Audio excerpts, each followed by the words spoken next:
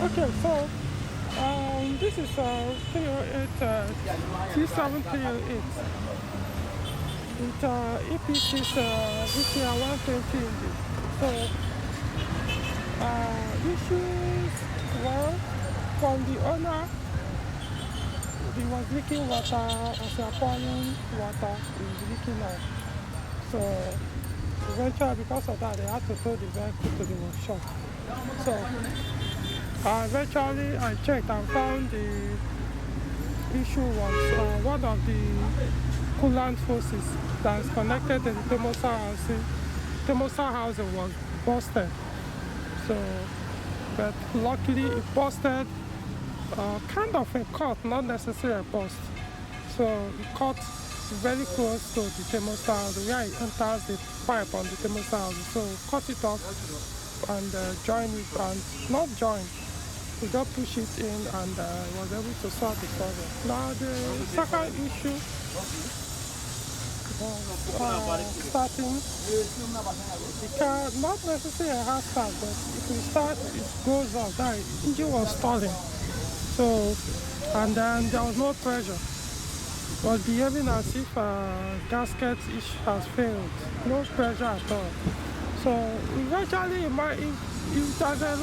the engine becomes cold, it will start and run very roughly on only 2 cylinders.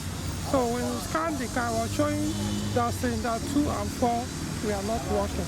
But to be honest, the way the engine was running, it was as if the only 1 cylinder was working, not the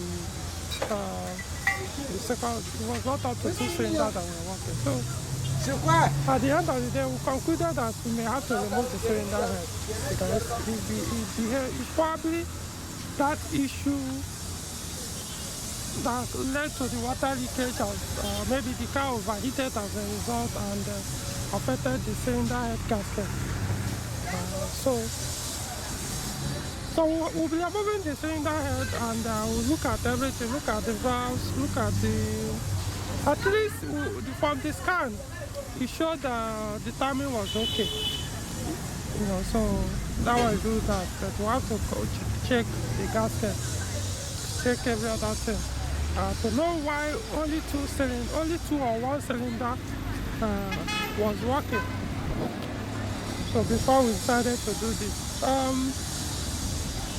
the other faults came up on the scan too. But before I even go to the fault that came up on the scan too, if you try to start, even not when you try to start the car, when the car managed to start, it will start showing engine oil pressure information. Engine oil pressure warning, engine oil pressure low. I didn't even check the exact one, but it was just showing that oil pressure warning issue. This is a manual transmission anyway, so my concern is most likely this engine has some problem. And when we scanned the car, it showed the 2 camshaft defacers faulty permanently, and then this particular solenoid also faulty, and what else? So those are the major faults it showed mechanically. There are other faults, but both camshaft defacers were bad. Camshaft defacers. But sometimes when it comes to show you that camshaft defacer, it doesn't necessarily mean those sprockets are the cause. It could be the solenoid, it could be the sprockets, the camshaft defacer itself, it could be the ring on the camshafts. So it could be any of these things. So it could also be oil pump. If the oil pressure is low, you could get all those warnings. So in that case, if the oil pump is also weak, you get this kind of one. I recall, like I mentioned earlier, it was showing oil pressure. In fact, immediately you start the engine, that's the first warning that will come up. So as it is, I doubt if this engine is still in good condition. But we just want to check and see what is under it until So for us to make a better judgment, and it's up to the other two to make, not those of us that are doing the repairs. And so that's how it is for this car. I will be able to check the state of like the suspension, the clutches, because it's manual gearbox. So they are focused now. I'm not dealing the car because the car was towed to the workshop. So right now is to focus on dealing with the engine. Let's see what is under there before we know whether there's any need to it can be rebuilt, yes. Maybe if it's not that bad, yeah, we'll fix the issue. If not, we may consider another engine. Recommend, I meant. I may recommend another engine. Well, we'll see. Okay, so we keep you guys updated as the work progress. Alright. So we started removing the cylinder head. We're starting with the cover. So we've already seen why the cylinder 2 and 4 are not working. You can see this. It's in dismantle. You can see it. Still broke. Yeah, look at the other side, the inside. That's why the cylinder 4, same issue. It wasn't even tight at all. You can see the other part of it is broken and fell inside.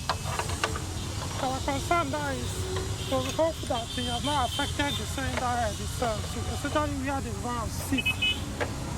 If not, then that's a big, huge repair cost waiting to happen to the owner of the vehicle.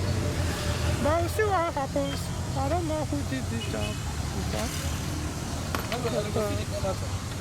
Hopefully we'll be able to, by those things that are broken, we have to replace. We have to grind it. In fact, let's just remove the cylinder head. From there, we now know what what is the final repair cost will be. It will also be the reason why the oil pressure warning was coming up. But I don't have this issue will be there without having that oil pressure issue. Engine oil pressure warning. We'll see. So, changing all the spark plugs was never a solution to the problem. Now we've seen the issue. Anyway, so that's why when it comes to, guys, if you are very serious and want me to properly have a diagnose your vehicle, get your vehicle, bring it to me. But of course, terms and conditions are bad. I don't just do any person's work just because it's a Peugeot C1 vehicle. You know, I have some conditions you have to agree to before I start doing work on your vehicle. That's how it is. So, all right. So, we'll see.